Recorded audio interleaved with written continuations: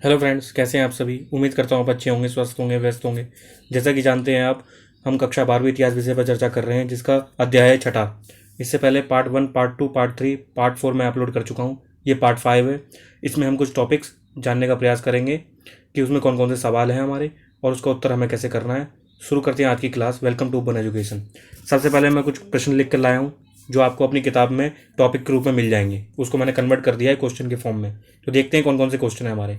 तो शुरू करते हैं पहले क्वेश्चन के साथ, बिना टाइम बर्बाद किए। मैं रीड करता हूँ। ठीक है, ब्लैक से लिखा है वो प्रश्न है और उसका उत्तर मैंने ब्लू से लिखा है। फिर ये टॉपिक है पूरा आपके किताब में। तो पहला है क्वेश्चन, सूफी मत के धार्मिक विश्वासों और आचार क्या थे। तो जैसे कि आप जानते हैं, पिछली क्लास में हमने सूफियों के बारे में थोड़ा जाना था कि सूफी वाद क्या है ना।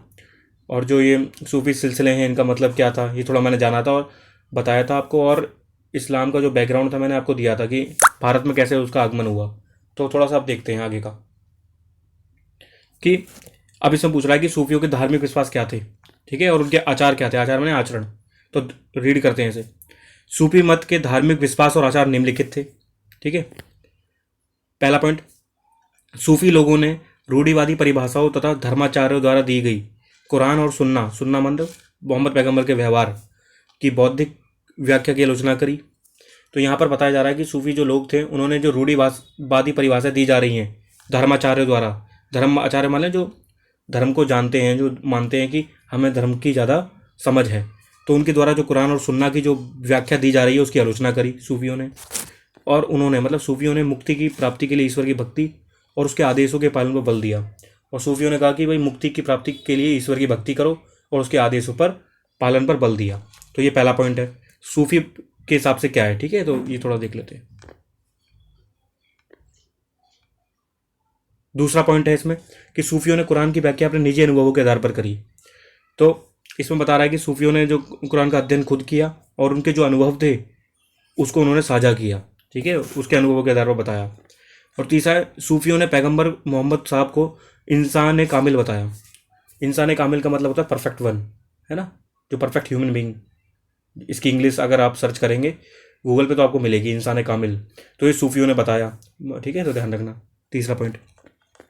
और चौथा पॉइंट, सूफियों ने अपने को एक संगठित समुदाय खानका के पास स्थापित किया। यानी कि सूफियों को जो जहाँ रहा करते थे सूफी, वहाँ पे एक संगठित समुदाय था उनका जिसका नाम था खानका। ठीक है, तो खानका के पास में रहते थे सूफी।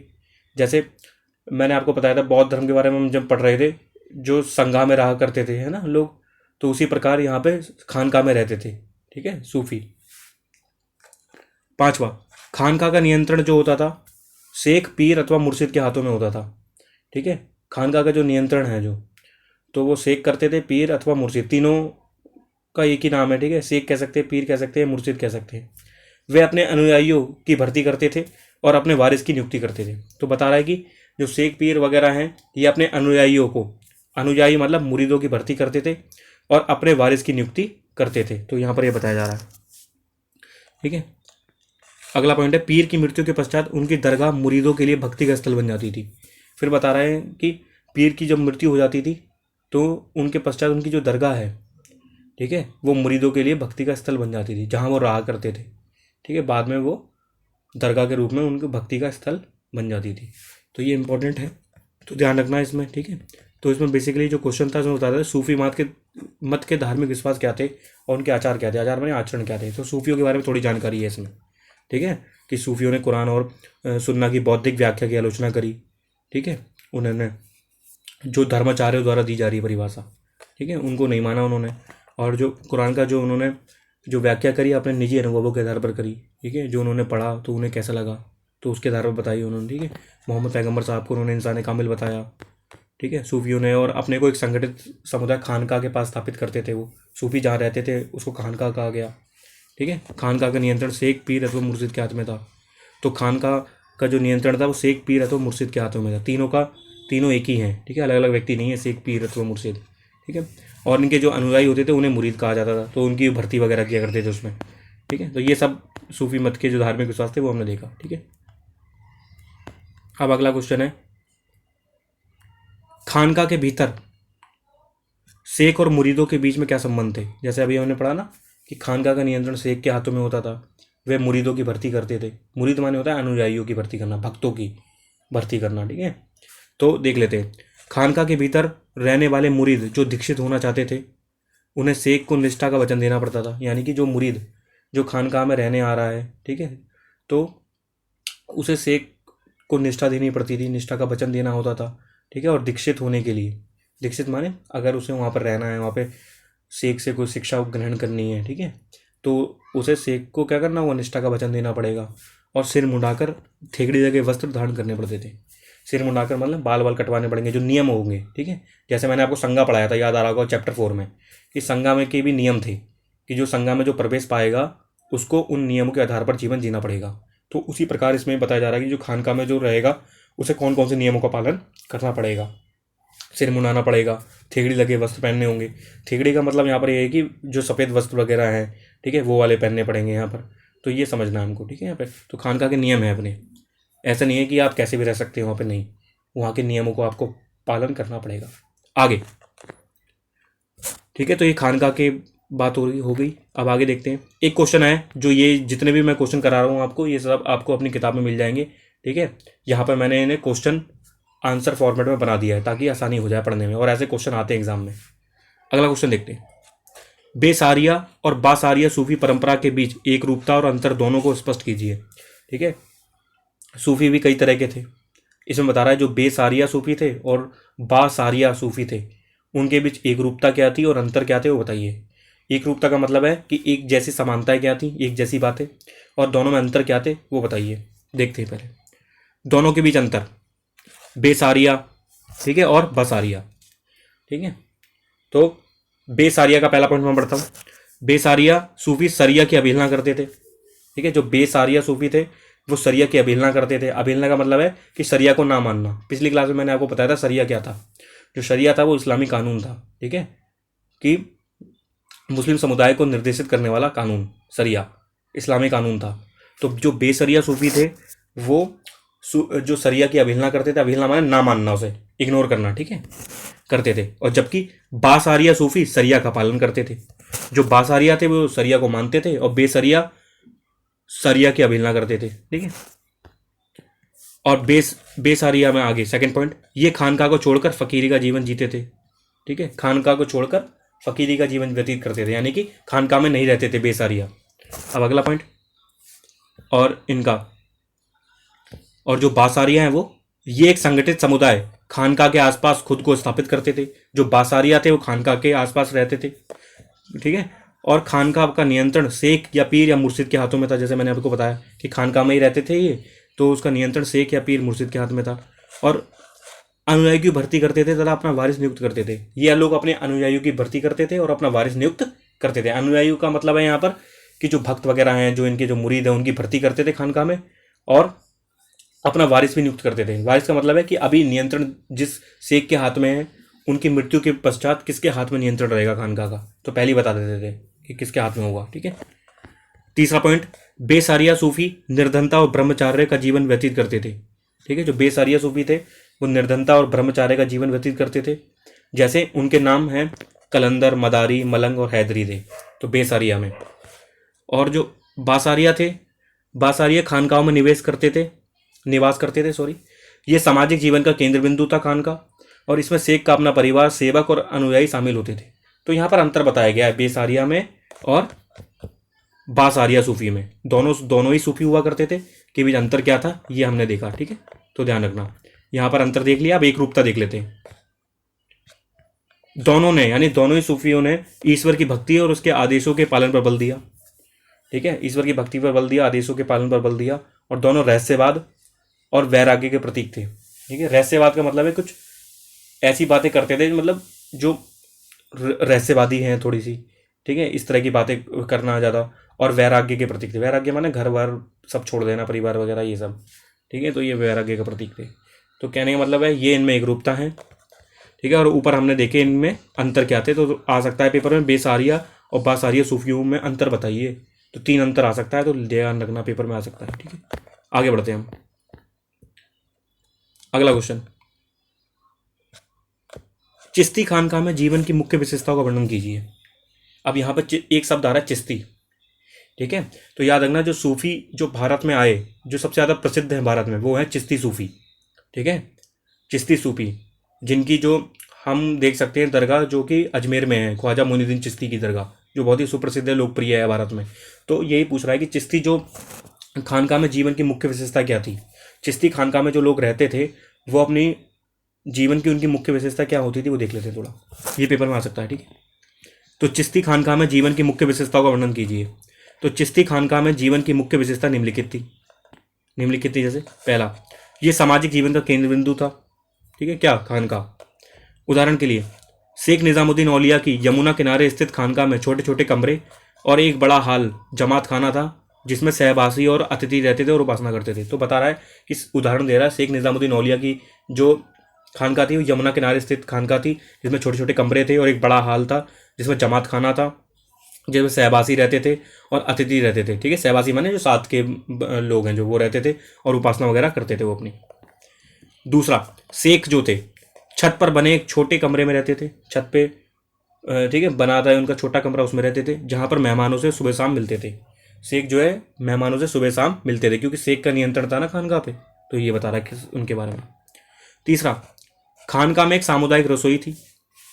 खानका चल रही है भाई, खानका माने एक जगह है जहाँ पर शेख रहते हैं और उनके अनुयायी साथ में रहते हैं। जब इतने सारे लोग रहेंगे तो कुछ खाएंगे भी, तो सामुदायिक रसोई थी, और रसोई जिसे लंगर कह रहे हैं।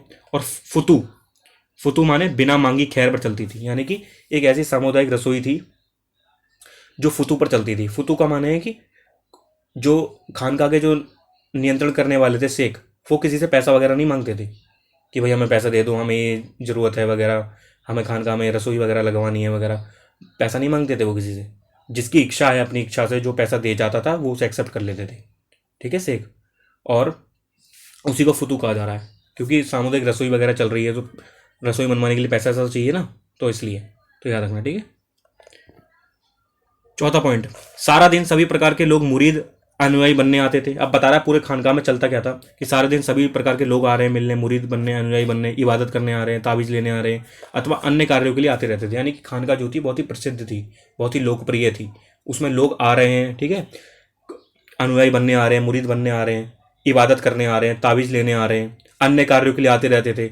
जिसमें उदाहरण दे रहा है जो बड़े बड़े आए व्यक्ति को देखते हुए, अमीर हसन सिज्जी, अमीर खुसरो और जियाउद्दीन बर्नी जैसे लेखक भी खानका में आए और शेख के बारे में लिखा इन्होंने। तो ये तीन जो मैंने ब्लैक पॉइंट से लिखा है ना, ये बड़े महत्वपूर्ण लेखक रहे हैं इतिहास में। अमीर हसन सिज्जी हों, अमीर खुसरो हों, जियाउद्दीन बर्नी हों, तो इन जैसे बड़े लेखक भी खानका में आ रहे हैं और शेख के बारे में लिख रहे हैं। तो आप समझ सकते हैं कि खानका की लोकप्रियता कितनी ज़्यादा रही होगी उस समय। समझ में आई बात? तो ध्यान रखना इस बारे में, ठीक है। तो चिश्ती खानका में जीवन की मुख्य विशेषताएं इस प्रकार थी, आए तो पेपर में लिख देना, ठीक है। अगला क्वेश्चन, अब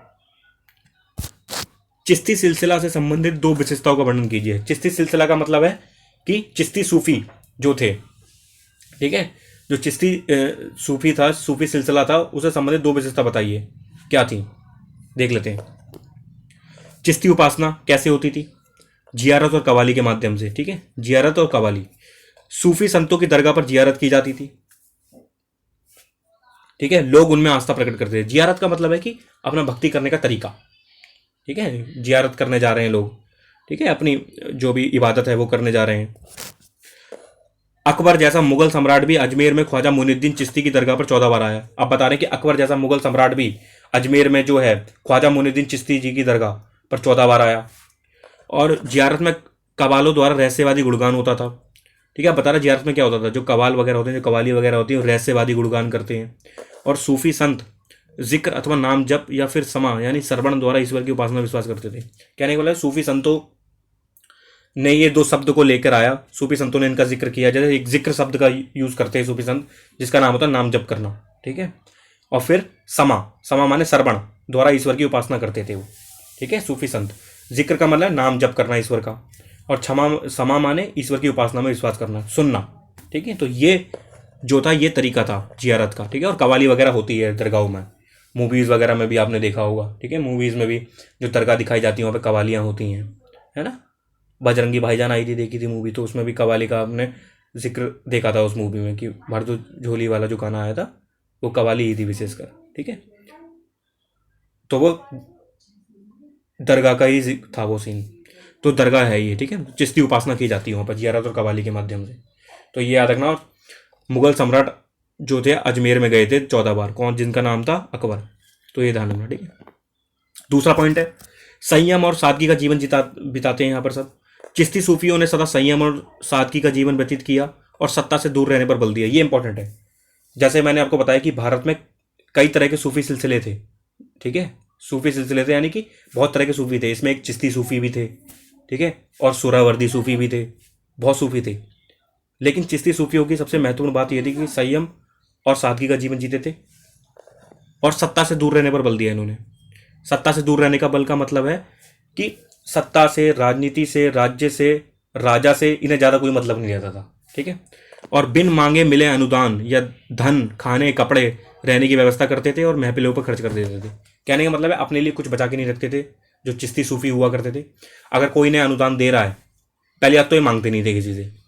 अगर इन्हें कोई अनुदान दे रहा है तो वो उसे एक्सेप्ट कर लेते थे, चाहे धन दे रहा हो, कोई खाना दे रहा हो, कोई कपड़ा दे रहा हो, और फिर बाद में महफिलों पर खर्च कर देते थे। महफिल माने जो भी हो रहा है खानका के अंदर, है ना, खर्चा वगैरह जो भी करना है उनको कर देते थे। अपने लिए कुछ नहीं रखते थे बचा के। कहने का मतलब ये है। तो ये याद रखना है आपको, ठीक है। ये सूफियों के बारे में आपको ध्यान रखना है।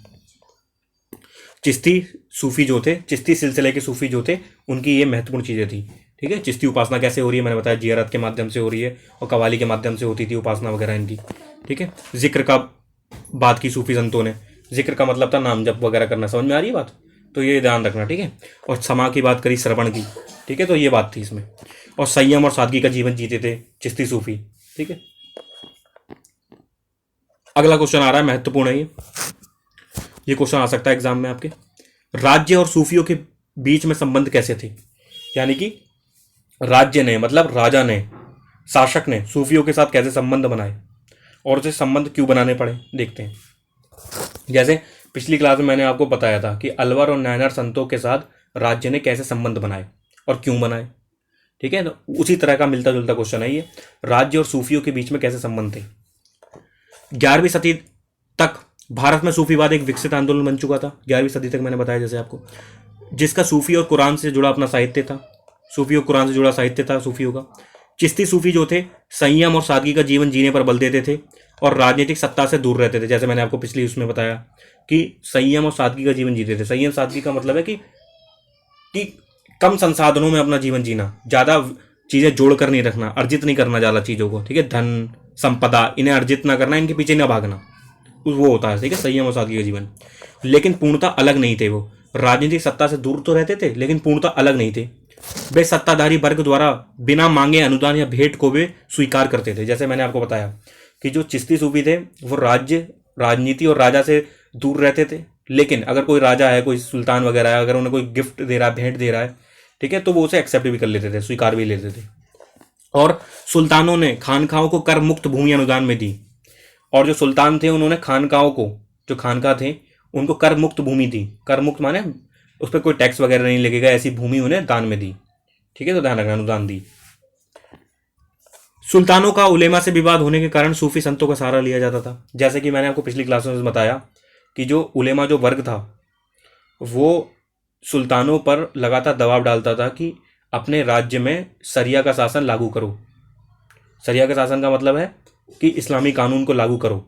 लेकिन जो सुल्तान हुआ करते थे वो कभी शरिया का शासन लागू करना नहीं चाह रहे थे, क्योंकि भारत की जो परिस्थिति थी वो अलग थी। क्योंकि शरिया का शासन वहीं चल सकता है जहाँ अधिकांश जो प्रजा है वो इस्लाम धर्म को मानने वाली हो। लेकिन भारत में क्या था, अधिकांश जो प्रजा थी वो इस्लाम धर्म को नहीं मानने वाली थी, तो इसलिए शरिया का कानून लागू करना आसान नहीं था। तो और उलेमा का दबाव भी लगातार आ रहा था, वो भी बर्दाश्त करना आसान नहीं हो रहा था। तो इससे निपटने के लिए सुल्तानों ने सूफियों का सहारा लिया, ठीक है। सूफी संतों से सलाह मशवरा किया, ठीक है। और ये दबाव वगैरह है उनके ऊपर, तो उसके बारे में बताया उन्होंने क्या किया जाए, और सूफियों ने उनको सॉल्यूशन दिए, बताया कि क्या करना चाहिए क्या नहीं करना चाहिए, ठीक है। उनकी हेल्प की, इस तरह से कह सकते हैं। शासक अपनी कब्र सूफी दरगाहों और खानकाओं के निकट बनवाना चाहते थे, ठीक है। और जो शासक होते थे वो अपनी कब्र क्या करते थे, दरगाहों के पास, खानकाओं के पास बनवाना चाहते थे, क्योंकि उन्हें लगता था कि सूफियों के निकट अगर हम अपनी कब्र वगैरह बनाएंगे तो अच्छा रहेगा। तो ये इस तरह से वो अपने संबंध बनाते थे शासक, किससे, सूफियों से। आगे, मुगल बादशाह अकबर अजमेर की दरगाह पर 14 बार आया। मैंने पिछले अभी क्वेश्चन में ही बताया आपको, जो मुगल बादशाह अकबर थे वो अजमेर की दरगाह पर 14 बार आए। और अकबर की राजधानी फतेहपुर सीकरी में बाबा फरीद के वंशज शेख सलीम चिश्ती की दरगाह चिश्तियों और मुगल साम्राज्य के घनिष्ठ संबंधों का प्रतीक थी। ठीक है, अकबर की राजधानी थी फतेहपुर सीकरी, जिसमें बाबा फरीद, एक सूफी थे ये भी, बाबा फरीद के वंशज थे। शेख सलीम चिश्ती की दरगाह जो थी चिश्तियों और मुगल साम्राज्य के घनिष्ठ संबंधों का प्रतीक थी। कहने का मतलब है कि मुगल साम्राज्य हो चाहे सुल्तानों का साम्राज्य हो, उन्होंने क्या करा, समय समय पर सूफियों से अपने संबंधों को स्थापित किया। ठीक है, तो अकबर का एग्जाम्पल दिया जा रहा है यहाँ पर, शेख सलीम चिश्ती की दरगाह पर, इनकी दरगाह पर जाता था अकबर। ठीक है, तो ये बता रहा है। अतः इस प्रकार हम कह सकते हैं कि सुल्तान और बादशाह दोनों सूफी संतों से अच्छे संबंध बनाना चाहते थे या बनाते थे। तो ये क्वेश्चन का आंसर ये है, तो ध्यान रखना। ठीक है, ये आपके एग्जाम में आ सकता है, इसे थोड़ा रीड कर लेना कि राज्य और सूफियों के बीच में संबंध कैसे थे। क्योंकि कहीं ना कहीं जो सुल्तान होते थे, जो शासक होते थे, वो उलेमाओं का जो दबाव बढ़ता जा रहा था उनके ऊपर, उससे निपटने के लिए भी सूफियों का सहारा लेते थे वो। ठीक है, सूफियों के निकट आना चाहते थे वो। ठीक है, क्योंकि ये जान उनके लिए बहुत जरूरी था। आगे, तो ये इंपॉर्टेंट क्वेश्चन था, एग्जाम में आ सकता है, ध्यान रखना। ठीक है, अब यहाँ पर एक चार्ट दिया गया है, इसको थोड़ा ध्यान से देखना आप, ये एग्जाम में क्वेश्चन आता है कभी कि चिश्ती सिलसिले के मुख्य उपदेशक। अब यहाँ पर इस चार्ट में बताया जा रहा है कि चिश्तियों के कौन कौन से सूफी हुए हैं जो महत्वपूर्ण हुए हैं। सूफी यहाँ पर है, फिर उनका मृत्यु का वर्ष, कब उनकी मृत्यु हुई, और उनकी दरगाह कहाँ पर है। सबसे पहले सूफी देखते हैं हम, शेख मोइनुद्दीन चिश्ती। इनका मृत्यु का वर्ष है 1235 और इनकी दरगाह का जो स्थान है वो है अजमेर, राजस्थान। ठीक है, दूसरे जो सूफी हुए चिश्ती, दूसरे सूफी हुए, वो उनका नाम था ख्वाजा कुतुबुद्दीन बख्तियार काकी। 1235 में इनकी मृत्यु हुई और इनकी दरगाह थी दिल्ली में। ठीक है, ध्यान रखना, ये इंपॉर्टेंट है। तीसरे हैं शेख फरीदुद्दीन गंज सकर। ठीक है, इनको शॉर्ट में कहते हैं बाबा फरीद। ये 1265 में इनकी मृत्यु का वर्ष है और इनकी जो दरगाह है वो अजोधन में है। अजोधन कहाँ पे, पाकिस्तान में। और फिर चौथे जो सूफी हुए वो है शेख निजामुद्दीन औलिया। 1325 है इनकी मृत्यु का वर्ष और इनकी दरगाह है वो दिल्ली में है। ठीक है, निजामुद्दीन बहुत मशहूर हैं। और पांचवें हैं शेख नसीरुद्दीन चिराग दहली। 1356 है इनकी मृत्यु का वर्ष और इनकी दरगाह है दिल्ली में। तो ये 5 जो हैं चिश्ती सूफी हैं, इनका नाम बहुत ही महत्वपूर्ण है, इनके बारे में आप ध्यान रखना है। इस चार्ट को जब भी चिश्तियों के बारे में लिखने को आए, चिश्ती सूफियों के बारे में, तो आप इस चार्ट का जिक्र कर सकते हैं अगर आपको याद है तो ये चार्ट। ठीक है, सूफियों के 5 सूफियों के नाम याद रखना, इनकी मृत्यु का वर्ष कब कब है और इनकी दरगाह का स्थान कब कब है। पेपर में आ सकता है कि शेख मोइनुद्दीन चिश्ती की दरगाह के बारे में बताइए। और पिछले 2022 में जो एग्जाम हुए थे सीबीएसई के, उसमें भी पूछा गया था कि गरीब नवाज किसे कहा जाता है। तो गरीब नवाज जो कहा जाता है वो शेख मोइनुद्दीन चिश्ती को कहा जाता है। ठीक है, और इनकी जो दरगाह है वो अजमेर में है, इसमें लिखा हुआ राजस्थान में। ठीक है, तो ध्यान रखना इस बारे में। तो इनके बारे में पढ़ लेना अच्छे से, इस चार्ट को अपनी कॉपी में बना लेना। ठीक है, अच्छे से, और इसको अच्छे से याद कर लेना। मृत्यु का वर्ष कब है, दरगाह का स्थान किसका कहाँ है और सूफी कौन कौन से हैं। पहले हुए मोइनुद्दीन चिश्ती, उनके बाद आए कुतुबुद्दीन बख्तियार काकी, फिर तीसरे नंबर पर आए फरीदुद्दीन, चौथे पे शेख निजामुद्दीन, पांचवें पे नसीरुद्दीन। तो इनका नाम याद रखना। ठीक है, अब ये एक फोटो देख सकते हैं, आइकॉनिक फोटो है ये। ठीक है, ये फोटो देख सकते हैं आप। ठीक है, देखिए ये जो ये बेड ये हैं, जो ये हैं, ये व्यक्ति जो अभी तुम्हें दिख रहे हैं स्क्रीन पर, ये हैं अमीर खुसरो। ठीक है, ये एक संगीतज्ञ वगैरह, लेखक वगैरह रहे हैं। ठीक है, अब यहाँ पर जो दूसरे व्यक्ति आ गए, ये यहाँ पे दिख रहा होगा, तो ये इनका नाम है शेख निजामुद्दीन। ठीक है, जिनकी मैंने अभी जिक्र किया था, शेख निजामुद्दीन औलिया, जिनकी दरगाह है दिल्ली में। तो ये इनके ये गुरु हैं और जो ये हैं ये शिष्य हैं इनके। ठीक है, तो ध्यान रखना। तो ये एक आइकॉनिक फ़ोटो थी। तो यही आज के लिए इतना ही है फिर। ठीक है, तो ये कुछ टॉपिक्स थे, क्वेश्चन थे, इनको याद रखना, एग्ज़ाम में आ सकते हैं, इन्हें पढ़ लेना बार बार। ठीक है, रिवाइज कर लेना, रिपीट कर लेना, और जहाँ इंपॉर्टेंट लगे वो लिख भी लेना। और जो समझ में ना आए, कमेंट बॉक्स खुला है ही, कमेंट बॉक्स में लिख देना, अपनी फीडबैक दे देना, नेगेटिव पॉजिटिव जो मर्जी देनी हो। ठीक है, तो आज के लिए फिर इतना ही रखते हैं। और जो जो पढ़ाया जा रहा है अच्छे से आप पढ़ते रहिए उन्हें, ये एग्ज़ाम में क्वेश्चन बनते हैं यहाँ से। ठीक है, आज के लिए फिर इतना ही रखते हैं। उम्मीद करता हूँ आपको पसंद आया होगा। अगर पसंद आया तो लाइक कर लेना, नहीं आया तो डिसलाइक करना। डिसलाइक क्यों किया कमेंट बॉक्स में बताना, ताकि उसे इम्प्रूव किया जा सके। और अपने दोस्तों के साथ शेयर करना, सब्सक्राइब कर लेना चैनल को। ठीक है, और आज के लिए इतना ही रखते हैं फिर। Thanks a lot for watching, have a nice day, thank you.